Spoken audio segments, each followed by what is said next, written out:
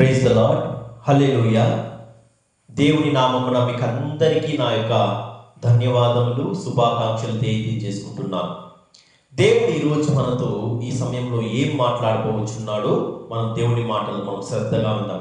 ఎందుకనగా మన దేవుడు మాటలాడు దేవుడు. ఆయన నోరుండి మాట్లాడాలనే విగ్రహం కాదు, కానీ మన దేవుడు సజీవుడు. మనందరితో తన వాక్యం ద్వారా అనుదినము ఆయన మనతో మాట్లాడు దేవుడు. మరి దేవుడు ఈరోజు మనకి ఏం మాటలు అందించిపోతున్నాడో మనం శ్రద్ధగా విందాం. ప్రతిరోజు మనము దేవుని యొక్క శుభవార్తను సువార్తను చదివినప్పుడు దేవుడు మనతో వాక్యం ద్వారా అనేక విషయాలు మనకు బోధపరుస్తాడు. కాబట్టి మనము దేవుని వాక్యం శ్రద్ధగా విందాం. దేవుని యొక్క మాటలను వాక్యం శ్రద్ధగా చదువుకుందాం. చూడండి, హెబ్రీయులకు రాసిన పత్రిక 1వ అధ్యాయం 1-2 వచనాలను చదివినట్లయితే, పూర్వకాలమందు నానా సమయములలోనూ నానా విధములుగాను ప్రవక్తల ద్వారా మన పితరులతో మాట్లాడిన దేవుడు ఈ జనముల అంచమందు కుమారుని ద్వారా మనతో మాట్లాడెను. చూడండి, మరొకసారి చదువుతారు. పూర్వకాలమందు నానా సమయములలోనూ నానా విధములుగాను ప్రవక్తల ద్వారా మన పితరులతో మాట్లాడిన దేవుడు. మన దేవుడు మన పితరులతో మాట్లాడినాడు, ప్రవక్తలతో మాట్లాడినాడు. మరి మనతో కూడా మాట్లాడడానికి ఆయన ఇష్టపడుచున్నాడు. మనము ఆయన మాటలకు చెవి యొక్కక మనము దురద చెవులు కలిగిన వారమై ఈ లోకమందు ఉన్నటువంటి అవాస్తవమైన సంఘటనలు వింటున్నాము, సరసోక్తులను వింటున్నాము. దేవునికి దూరముగా మనము అవాస్తవమైన మాటలు వింటూ వస్తున్నాం. కానీ దేవుడు మనతో మాట్లాడాలని ఆయన ఇష్టపడుచున్నాడు. ఎలా మాట్లాడతాడు మన దేవుడు మనతో? ఆయన వాక్యం ద్వారా మనతో మాట్లాడతాడు. మరి ఇంకా మనము భక్తి భావంతో, ఇంకా విశ్వాసం ద్వారా మనం ప్రార్థన చేసినప్పుడు ఆయన దర్శనం ద్వారా కూడా ఆయన మనతో మాట్లాడడానికి ఆయన ఇష్టపడుతున్నాడు, సిద్ధపడుచున్నాడు. చూడండి, మన దేవుడు మాట్లాడు దేవుడు అనే ఒక అంశంలో గురించి మనం ఈరోజు ధ్యానించుకుందాం. ఎవరెవరితో మన దేవుడు మాట్లాడినాడు, పూర్వకాలంలో ఎలా మాట్లాడినాడు, మరి సువార్తలు ఎలా మాట్లాడినాడు కూడా మనం ఈరోజు చక్కగా తెలుసుకుందాం. చూడండి, అంతకుముందు ఒక చిన్న ప్రార్థన చేసుకుని మన యొక్క వాక్య సందేశం మనం ప్రారంభించుకుందాం. అత్యంత కనికరం గల మహా గొప్ప దేవుడా, మీ బంగారు పాదములకు వేలాది స్తుతులు స్తోత్రాలు చెల్లించుకొనుచున్నాం నా తండ్రి. మహిమగల రాజా, ప్రేమగల తండ్రి, మా అందరితో మీరు మాట్లాడండి నా ప్రభా తండ్రి. నాకు మొరపెట్టుము, నేను నీకు ఉత్తరం ఇచ్చేదను. నీవు గ్రహింపలేని గూఢ సంగతులు నేను నీకు తెలియచేతునని మీరు వాగ్దానం చేసి ఉంటున్నారు నా తండ్రి.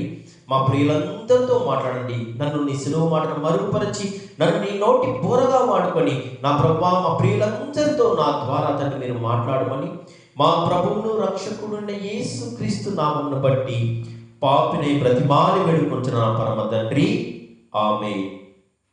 చూడండి, మన దేవుడు మాటలాడు దేవుడు. ఆయన ఆ మొదటి వ్యక్తి ఆదాముతో ప్రతి చల్లపూట ఆయన మాట్లాడినాడు, అవ్వమ్మతో మాట్లాడినాడు. మీరు ఆదికాండం 3వ అధ్యాయం చదివినట్టయితే ఈ విషయాలన్నీ మనకు కనబడతాయి. మరి ఆదాము కుమారుడైన మరి కయ్యినుతో మాట్లాడినాడు ఆయన, మరి నోవహుతో మాట్లాడినాడు. మరి అంత మాత్రమే కాకుండా మనందరి పితరులు హానోకుతో మాట్లాడినాడు ఆయన. హానోకు ఆయనతో 360 సంవత్సరాల పాటు సహవాసం చేసి అలాగే దేవునితో పాటే నడుచుకుంటూ వెళ్ళిపోయాడనేసి మనకు వాక్యంలో కనబడతాది. నోవహుతో మాట్లాడినాడు. మరి మనందరి పితరులు మన పితరుడు అయినటువంటి అబ్రహాంతో అనేక సందర్భాల్లో మనం చూడండి. అబ్రహాంతో ఆదికాండం 12వ అధ్యాయం 1వ వచనంలో, నీవు లేచి నేను చూపించుకో దేశమునకు నీవు వెళ్ళుము, నేను నిన్ను నిశ్చయముగా ఆశీర్వదించెదను అనేసి ఆదికాండం 12వ అధ్యాయం 1వ వచనంలో మాట్లాడినాడు.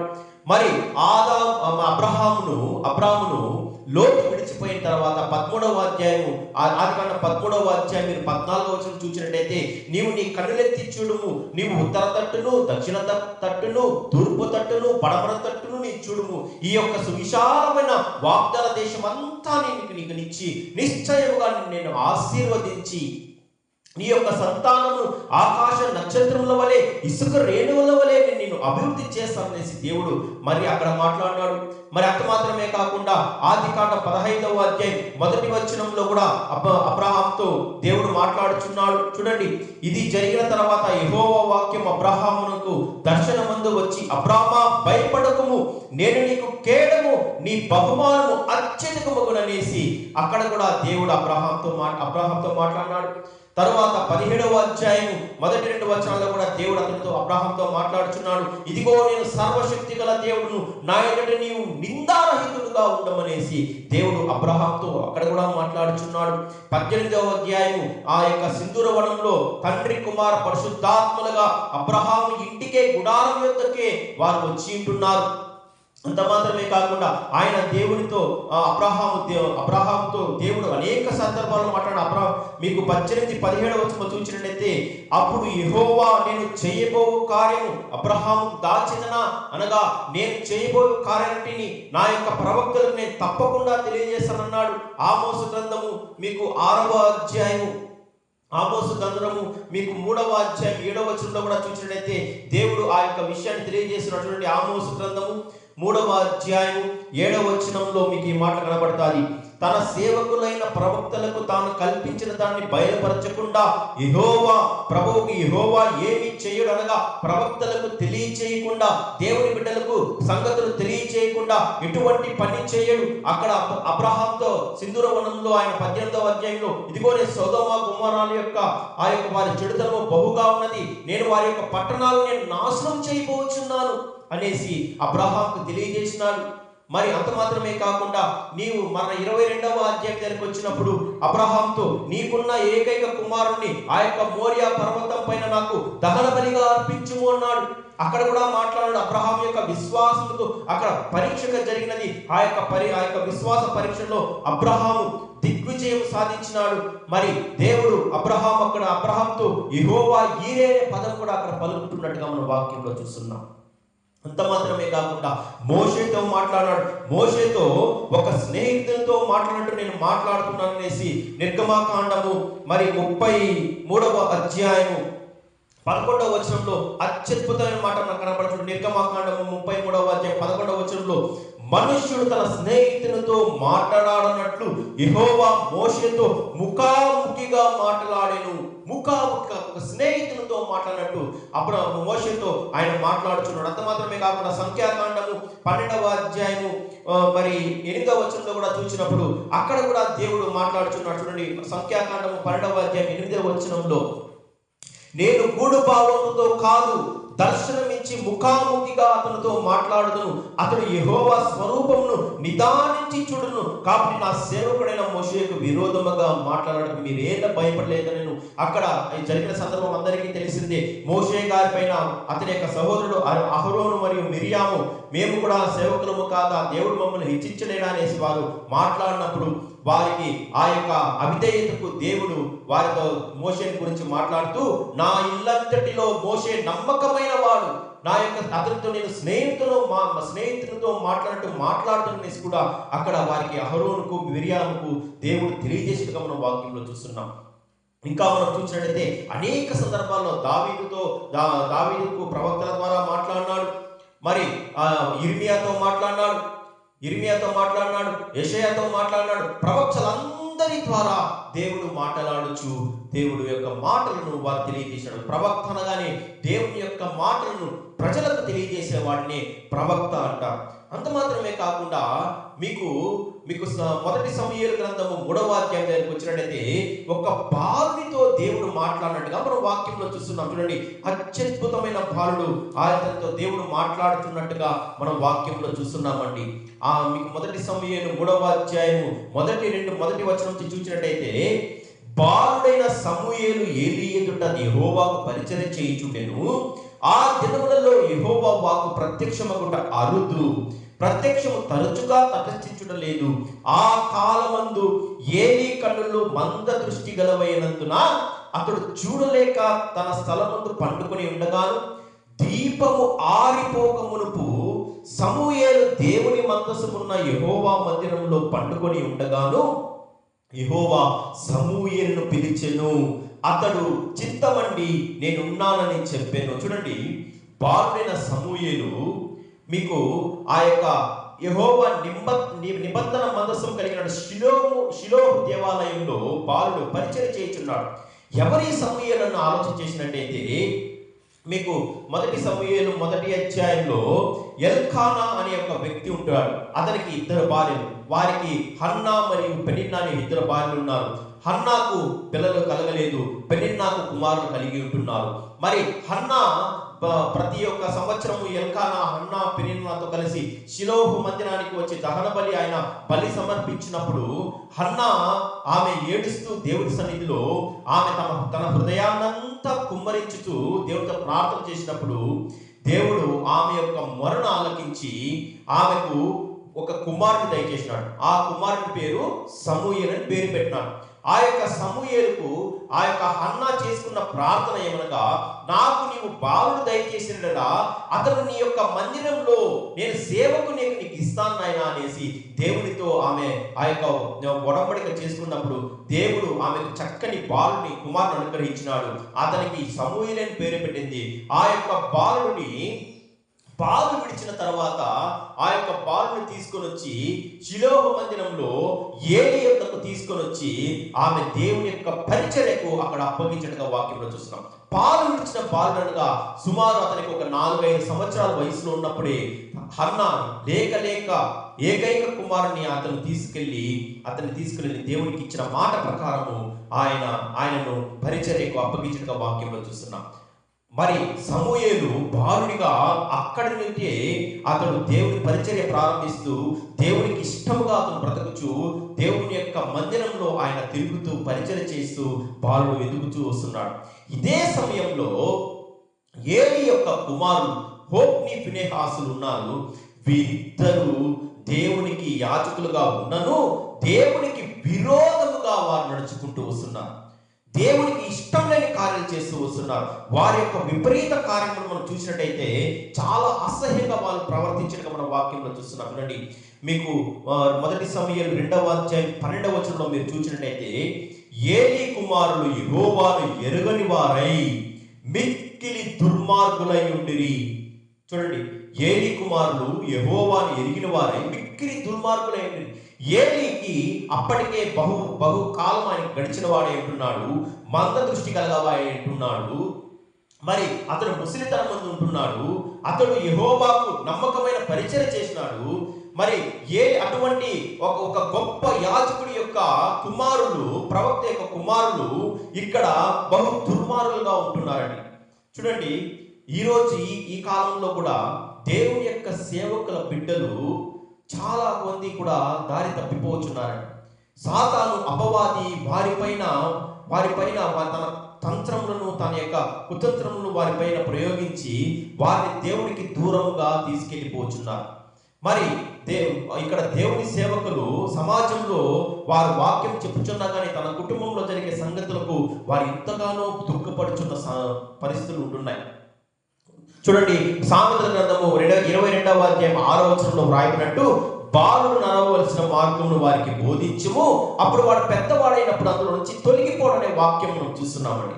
కానీ ఈ కాలంలో, ఈ యొక్క నవీన కాలంలో ఇప్పటి యొక్క సేవకుల పిల్లలు ఈ యొక్క లోకానుసారంగా ప్రవర్తిస్తూ వారి యొక్క తమ కుటుంబంలో వారు తలవంపులు తీసుకురావడమే కాకుండా సంఘంలో కూడా ఎంతో అమర్యాదగా వారికి ప్రవర్తించడం కారణమవుతున్నారు. కాబట్టి ముఖ్యముగా పిల్లల విషయంలో తల్లిదండ్రులు చాలా జాగ్రత్త వహించి వారిని పెంచాలి.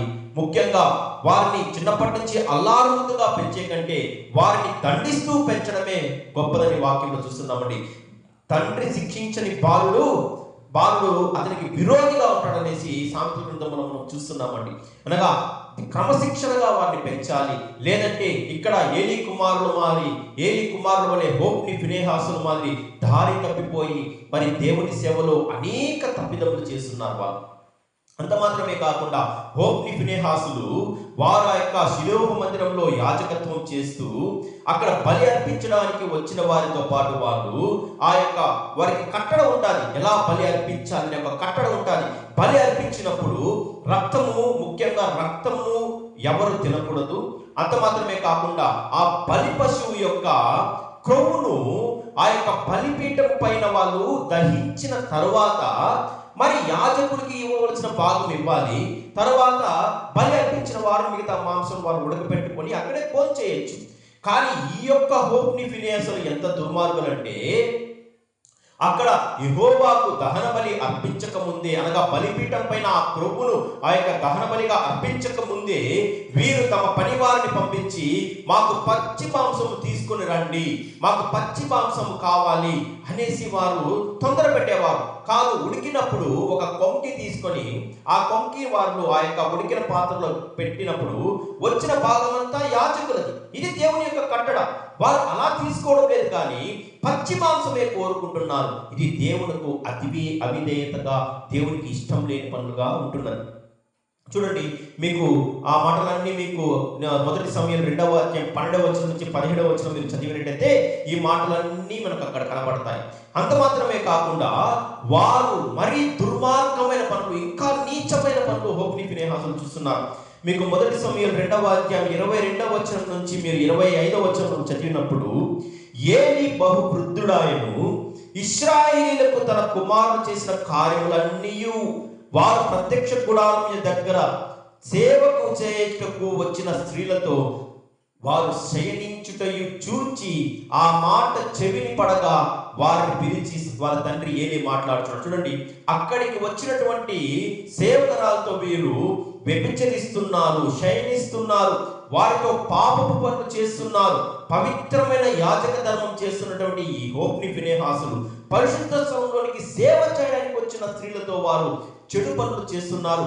ఈ మాటలు చెవిని పడిన ఏలీ ఏం మాట్లాడుతున్నారంటే, ఈ జనుల ముందర మీరు చేసిన చెడ్డ కార్యం నాకు వినబడినవి, ఇలాంటి కార్యం మీరు ఎందుకు చేయించున్నారు?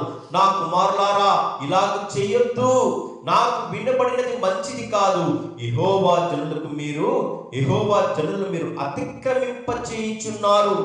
చూడండి, ఇక్కడ కీలకమైన మాట, నరునికి నరుడు తప్పు చేసినలా దేవునికి విజ్ఞాపన చేస్తూ వస్తున్నారు. మరి దేవుని విషయంలోనే మీరు తప్పు చేస్తున్నారు, మరి ఎవరికి విజ్ఞాపన చేయాలి అనేసి వారు తండ్రి తన కుమారుని ఎంత హెచ్చరించినను వారు ఎటువంటి మార్పు లేకుండా ఆ యొక్క చెడు పనులు, ఆ యొక్క పాపపూరితమైన పనులు, దేవునికి విరోధమైన కార్యమాలు చేస్తూ అక్కడ వచ్చిన సేవకులతో కూడా వారు పాపపు పనులు చేయిస్తూ మరి వారిని త్రోవ తప్పేవారిగా ఈ హోఫ్ని ఫినెహాసులు చేస్తూ వస్తున్నారండి. అదే సమయంలో బాలుడైన సమూయేలు దేవుని దగ్గర నమ్మకమైన పరిచయం చేస్తున్నాడు. బాలుడు హోఫ్ని ఫినెహాసులకు అది వరకే పెళ్ళైనది, వారికి భార్యలు ఉన్నారు, వారు మధ్య వయస్కులుగా ఉన్నారు. కానీ బాలుడైన సమూయేలు దేవుని దగ్గర నమ్మకమైన పరిచయం చేస్తున్నాడు. మొదటి సమూయేలు 2వ అధ్యాయం 18-19 వచనాలు చూసినట్లయితే, బాలుడైన సమూయేలు నారతో నేయబడిన ఎఫోదును ధరించుకొని యెహోవాకు పరిచర్య చేయుచుండెను. వానికి తల్లి వానికి చిన్న అంగి ఒకటి కుట్టి ఏటేటా బలి అర్పించుటకు తన పెనిమిటితో కూడా వచ్చినప్పుడు దాని వానికి తెచ్చి ఇచ్చుచూ వచ్చెను. చూడండి, బాలుడైన సమూయేలును తన తల్లి ఆమెను ఆ బిడ్డను దేవుని యొక్క పరిచర్యకు అప్పగించినప్పుడు, బాలుడు చిన్న బాలుడు, అటువంటి బాలుడు తన తల్లిని వదిలిపెట్టి ఉంటూ దేవుని పరిచర్య చేస్తూ నమ్మకంగా పరిచర్య చేస్తున్నాడు. మరి వీరేమో హోఫ్ని ఫినెహాసులు దేవునికి దూరంగా దేవుని బిడ్డలను కూడా త్రోవ తప్పిస్తూ ఉన్నారు. దేవునికి ఆ యొక్క హన్నా గారు సమూయేలును అప్పగించినందుకు మరలా దేవుడు హన్నా గర్భమును ఆశీర్వదించి మరిన్ని బిడ్డలు అతనికి ఇచ్చినటువంటి 21వ వచనంలో, యెహోవా హన్నాను దర్శింపగా ఆమె గర్భవతి అయి 3 కుమారులను 2 కుమార్తెలను కనెను. అయితే బాలుడకు సమూయేలు యెహోవా సన్నిధిని ఉండి ఎదుగుచూ ఉండెను. 26వ వచనంలో, బాలుడకు సమూయేలు ఇంకనూ ఎదుగుచు యెహోవా దయందును మనుషుల దయందును వర్ధిల్లుచుండెను. ఇక్కడ బాలుడు దేవుని యొక్క పరిచయం చేస్తూ దేవుని యొక్క జ్ఞానవంతును దయందును బాలుడు వర్ధిల్లుచూ వస్తున్నాడు. హోఫ్ని ఫినెహాసులు అయితే త్రోవ తప్పిపోయి ఉంటున్నారు. ఆ యొక్క స్థితిలో ఒక ప్రవక్త దైవజనుడు ఏలీ ఎద్దుకు వచ్చి, నీ కుమారుడు ఇటువంటి భయంకరమైన కార్యం చేస్తున్నారే, నీవు వారిని హెచ్చరించవా? నీవు వారు చేయించిన పనికి వారు శాపమును తెచ్చుకొని ఉంటున్నారు అనేసి ఏలీతో ఆ యొక్క దైవజనుడు మాట్లాడగా వాక్యంలో చూస్తున్నామండి. ఒక కీలకమైన వచనము మీకు 1 సమూయేలు 2వ అధ్యాయం 30-31 వచనంలో, నీ ఇంటి వారును నీ పితరుల ఇంటి వారును నా సన్నిధిని యాజకత్వము జరిగించని యెహోవా ఆజ్ఞయించి ఉన్నను, ఇప్పుడు అది నా మనసుకు కేవలం ప్రతికూలమైన ఇశ్రాయేలు దేవుడైన యెహోవా సెలవిచ్చుచున్నాడు. ఇదే యెహోవా వాక్కు. చూడండి, నేను నీ యొక్క ఏలీతో మాట్లాడుచున్నాడు, ఏలీతో దేవుడు మాట్లాడుచున్నాడు, నీ యొక్క సంతతిని, నీ యొక్క కుమారులను నిరంతరము యాజకత్వం చేయుటకు నేను వారికి ఆజ్ఞయించున్నాను. ఇప్పుడు వాటికి సంతాపపడి వాటిని మీ నుంచి నేను దూరం చేయుచున్నాను. నన్ను గణపరచు వారు నేను గణపరచుదును, నన్ను తృణీకరించు వారు నేను తృణీకరించదును. ఇప్పటి నుండి నీ ఇంట ముసిలివాడు ఒక్కడు ఉండను. అందరూ నీ కుమారులు కూడా, హోఫ్నీ ఫీనెహాసులు కూడా యవ్వన ప్రాయములనే వారు చనిపోబోచున్నారు. వారు మాత్రమే కాదు, నీ యొక్క వంశంలో నుండి ఎవ్వరును ముసిలివాడు ఒక్కడు కూడా ఉండడనేసి దేవుని యొక్క శాపమును తెచ్చుకోవడానికి ఈ యొక్క హోఫ్నీ ఫీనెహాసులు కారణమైపోతున్నారండి. అటువంటి పరిస్థితుల్లో ఇటువంటి నీచమైన కార్యం జరుగుతుండగా ఆ కాలంలో దేవుని యొక్క వాక్కు ఇశ్రాయేలుకు తరచుగా వచ్చేటివి కాదు. ఎందుకనగా దేవునికి వీరు ఇష్టం లేని పనులు చేస్తున్నారు కాబట్టి దేవుడు ఆయన దర్శనం ఇవ్వడము వారితో మాట్లాడడము దేవుడు నిలిపివేసినాడు. అటువంటి సమయంలో మరి ఈ యొక్క సమూయేలు బాలకుడు నిబంధన మందసం కలిగిన షిలోహు దేవాలయంలో ఆయన పరిచయం చేస్తున్నప్పుడు దేవుడు బాలుడితో మాట్లాడుతున్నాడు. చూడండి, కురువృద్ధుడైనటువంటి ఏలీ గారితో మాట్లాడడం లేదు, అతని కుమారుడైన హోఫ్నీ ఫీనెహాసులైన యాజకులతో దేవుడు మాట్లాడడం లేదు, కానీ ఆయన బాలుడితో మాట్లాడుచున్నాడు. సమూయేలు అనేసి ఆ యొక్క నిబంధన మందసం యొక్క పరిశుద్ధ ప్రత్యక్ష గుడారంలో బాలుడైనటువంటి సమూయేలు పడుకునే స్థలంలోనికి దేవుని వాక్కు అక్కడ ప్రత్యక్షమై దేవుని వాక్కు సమూయేలు పిలుస్తున్నాడు. సమూయేలు అని పిలిచినప్పుడు అంతవరకు సమూయేలు దేవుని యొక్క వాక్కు అతనికి తెలియలేదు కనుక అతడు లేచి చిత్తం అనేసి తన యొక్క ప్రవక్త అయిన యజమానుడైన ఏలీ యొద్దకు వెళ్ళి, చిత్తమునైనా దిగో, నువ్వు పిలిచితివి, నేను వచ్చి తిని అనేసి ఏలీ యొద్దకు వెళ్తున్నాడు సమూయేలు, బాలుడైన సమూయేలు. మొదటిసారి అతడు, నేను నిన్ను పిలవలేదు నాయనా, నీవు వెళ్ళి నీ స్థలంలో నువ్వు పండుకోమనేసి అతనికి సెలవిచ్చినప్పుడు మరలా తన స్థానంలో వచ్చి సమూయేలు పండుకొని ఉంటున్నాడు. మరలా రెండవసారి యెహోవా దేవుడు సమూయేలుని పిలుస్తున్నాడు. చూడండి, మీకు 1 సమూయేలు 3వ అధ్యాయం 6-7 వచనాల్లో యెహోవా మరలా సమూయేలును పిలవగా సమూయేలు లేచి ఏలీ యొద్దకు పోయి, చిత్తము, నీవు నన్ను పిలిచితివి గనక వచ్చి తినను. అయితే అతడు, నా కుమారుడా, నేను నిన్ను పిలవలేదు, పోయి పండుకొనమనెను. సమూయేలు అప్పటికి యెహోవాను ఎరుగకుండెను, యెహోవా వాక్కు అతనికి ఇంకను ప్రత్యక్షమైన. సమూయేలు దేవుని యొక్క పరిచయం చేస్తున్నాడు, కానీ సమూయేలు అప్పటికి దేవుని యొక్క స్వరము కానీ దేవుని యొక్క దర్శనం కానీ అంతవరకు అతనికి జరగలేదు. 2 మార్లు పూర్తయినది. మరలా 3వసారి మరలా దేవుడైన యెహోవా సమూయేలుతో మాట్లాడుచున్నాడు. చూడండి, 1 సమూయేలు 3వ అధ్యాయం 8-9 వచనాల్లో యెహోవా 3వ మారు సమూయేలును పిలవగా అతడు లేచి ఏలీ యొద్దకు పోయి, చిత్తము, నీవు నన్ను పిలిచితివే, ఇదిగో వచ్చి తినగా ఏలీ యెహోవా ఆ బాలుని పిలిచింది గ్రహించి. చూడండి, అప్పటికి ఏలీ గారికి అర్థమైంది దేవుడు అతనితో మాట్లాడుచున్నాడు, యెహోవా దేవుడు అతనితో మాట్లాడుచున్నాడనేసి ఏలీ గ్రహించి ఏలీ సమూయేలు గారితో అంటున్నాడు, ఈసారి నిన్ను ఎవరైనా పిలిచినడలా యెహోవా నీ దాసుడు ఆలకించుచున్నాడు, ఆజ్ఞేయమని చెప్పుమని. మరి 3వసారి యెహోవా దేవుడు సమూయేలును పిలిచినప్పుడు ఏలీ అర్థం చేసుకొని దేవుడు నిన్ను పిలుచుచున్నాడనే మాట అతను సమూయేలుకి తెలియజేసి, ఈసారి నిన్ను ఎవరైనా పిలిచినప్పుడు, నిన్ను పేరు పెట్టి పిలిచినప్పుడు, చిత్తము, యెహోవా నీ దాసుడు ఉన్నాడు, ఆజ్ఞ ఇమ్మనేసి దేవుడితో పలుకుమనేసి ఆ యొక్క ఏలీ సమూయేలును తన స్థానానికి వెళ్ళి పండుకోమని చెప్పినప్పుడు 4వసారి నాలుగవసారి యెహోవా దేవుడు మరలా ప్రత్యక్షమై అతనితో సమూయేలుతో పిలుస్తున్నాడు. సమూయేలు సమూయేలు అని పిలిచినప్పుడు సమూయేలు ఈసారి దేవునికి ఉత్తరం ఇస్తున్నాడు. చిత్తము ప్రభువా యెహోవా, నాకు నీ దాసుడు సిద్ధముగా ఉన్నాడు, ఆజ్ఞేయమని పలికినట్టుగా మనం వాక్యంలో చూస్తున్నామండి. అప్పుడు యెహోవా దేవుడు మాట్లాడుచు సమూయేలుతో, నేను ఇశ్రాయేలులో నేను ఒక కార్యం చేయబోచున్నాను, దానిని వినువారని చెవులు గింగురుమనును. మరియు 1 సమూయేలు 2:12 ఏలు కుమారులు యెహోవాను ఎరిగిన వారై మిక్కిలి దుర్మార్గులై ఉన్నారు. ఏలి యొక్క కుమారులు హోఫ్ని ఫినెహాసుల యొక్క దుర్మార్గతను మరియు ఇశ్రాయేలు తప్పిపోయిన అవిధానమును అవిధేయతను బట్టి వారిలోనే చేయబోచున్న కార్యమును విని వారి యొక్క చెవులు గింగురుమనును. నా యొక్క ఉగ్రత వారి పైకి రాబోచున్నది. అంత మాత్రమే కాకుండా ఏలి యొక్క కుమారులు హోఫ్ని ఫినెహాసులు ఒక్క దినమందే వారు మరణమైపోవచ్చున్నారనేసి దేవుడు వారితో మాట్లాడుతున్నాడండి. చూడండి, ఆ మాట మనకు కనబడుతుంది. 1 సమూయేలు 3:12 చూసినట్టయితే, ఆ దినమున ఏలి యొక్క ఇంటి వారిని గురించి నేను చెప్పినదంతయు వారి మీదకి రప్పింతును, దాని చేయ మొదలుపెట్టి దాన్ని ముగింతును. తన కుమారులు తాము శాపగ్రస్తులుగా చేసుకున్నాను తాను ఎరిగిరియు వారిని అడ్డగించలేదు కనుక అతని ఇంటికి నిత్యమైన శిక్ష విధించునని నేను అతనికి తెలియజేయుచున్నాను అనేసి మరి దేవుడు సమూయేలుతో మాట్లాడుతున్నాడు.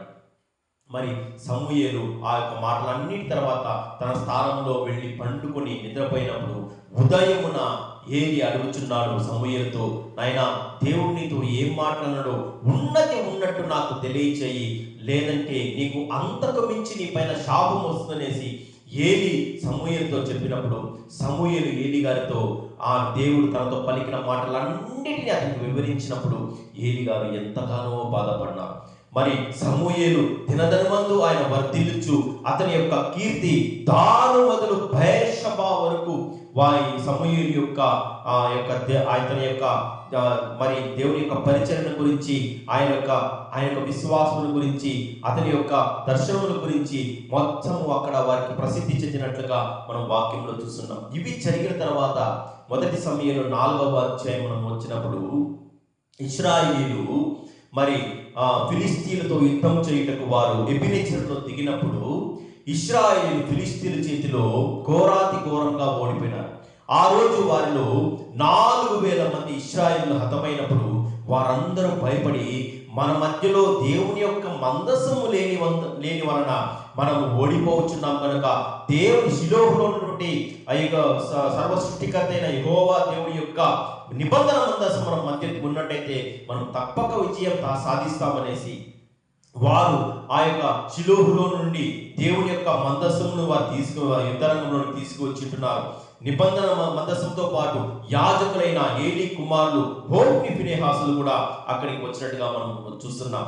మరి ఎప్పుడైతే నిబంధన మందసము ఆ యొక్క యుద్ధరంగం వచ్చిందో వెంటనే అక్కడ ఉన్న సైన్యమంతా ఇశ్రాయేలు అందరూ జయజేలు కోలాహలంతో దేవుని వారి గట్టిగా స్తుతించినప్పుడు ఫిలిస్తీయులు ఏమీ కనుకేక ఏమి అనుభవం అన్నప్పుడు వారికి వచ్చిన సంగతి తెలిసింది. ఏమనగా దేవుని యొక్క నిబంధన మందసము, యెహోవా దేవుని యొక్క నిబంధన మందసము వారి మధ్య యుద్ధరంగంలోకి వచ్చినది కనుక ఆ మాట వినగానే ఫిలిస్తీయులు ఎంతగానో భయపడినారు. చూడండి, మనకు 1 సమూయేలు 4వ చూసినట్టయితే,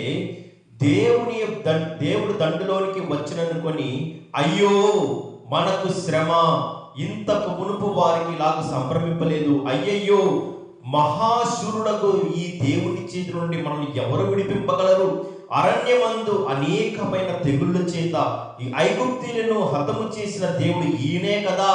దేవుని యొక్క నిబంధన మనస్మరగా దేవుని సన్నిధికి వారి మధ్య వచ్చినది, ఇక మనం వారిని గెలవలేము, ఆయన చేతి నుండి మనల్ని ఎవరు విడిపింపగలరనేసి వారు భయపడినప్పుడు వారు మరలా ధైర్యం తెచ్చుకుని ఫిలిస్తీయులు ఇశ్రాయేలుతో యుద్ధం చేసినప్పుడు ఈసారి ఇశ్రాయేలులో 30,000 మంది యోధులు వారు కూలిపోయినట్టుగా చనిపోయినట్టుగా మనం చూస్తున్నాం. అంత మాత్రమే కాకుండా యెహోవా యొక్క నిబంధన మందసం కూడా పట్టబడిందండి. చూడండి, దేవుని యొక్క మందసం వచ్చినా కానీ వారు ఎందుకు ఓడిపోయారనక వారు దేవునికి అవిధేయులై దేవుని యొక్క ఉగ్రతకు లోనై ఉంటున్నారు. మరి దేవుని దృష్టిలో ఇశ్రాయేలీలు హోఫ్ని ఫీనెహాసులు శాపం తెచ్చుకుని ఉంటున్నారు కాబట్టి దేవుడు వారికి అక్కడ ఆ సందర్భంలో ఎటువంటి సహాయం చేయలేదు. వారు 30,000 మంది ఇశ్రాయేలు కూలినారు. అంత మాత్రమే కాకుండా నిబంధన మందసం ఫిలిష్తీయుల చేత పట్టబడింది. మరి హోఫ్ని ఫీనెహాసులు కూడా ఒక్క దినమంది ఆ యుద్ధరంగమునందు వారు చనిపోయినట్టుగా వాక్యంలో చూస్తున్నాం. ఒక బెన్యామీయుడు ఆ యొక్క సంగతిని తీసుకుని యొక్క షిలోహు మందిరం వద్ద ఎలియతుకు ఆ సమాచారం తీసుకొని పరిగెత్తి వచ్చినప్పుడు, ఎప్పుడైతే తన కుమారుడు హోఫ్ని ఫీనెహాసులు చనిపోయినారు, మరి దేవుని యొక్క నిబంధన మందసము ఎప్పుడైతే శత్రువుల చేత ఫిలిష్తీయుల చేత పట్టబడిన మాట వినగానే ఏలీ గారు ఒక కుర్చీలో ఆయన కూర్చుంటున్న బహు స్థూలకాయుడు, అతనికి దాదాపు 90 సంవత్సరాల వయసు ఉంటున్నది. అతడు ఆ యొక్క పై నుంచి కుర్చీలో నుంచి అతను వెనకకు పడి మెడ విరిగి అక్కడికక్కడే ఏలీ కూడా చనిపోయినట్టుగా మనం వాక్యంలో చూస్తున్నామండి. మరి ఇదే సందర్భంలో ఏలీ యొక్క కుమారుడు ఫీనెహాసు యొక్క భార్య కూడా ఆమె గర్భవతిగా ఉంటున్నది, నిండు చూలాలిగా ఉంటున్నది. ఎప్పుడైతే ఈ మాటలన్నీ ఆమె చెవున పడిందో ఆమె వంగి కూర్చొని తన యొక్క బిడ్డకు ఆమె జననం ఇచ్చి ఆమె యొక్క చనిపోతూ ఆమె అంటున్నది, ఇశ్రాయేలు నుంచి ప్రభావం వెళ్ళిపోయినది.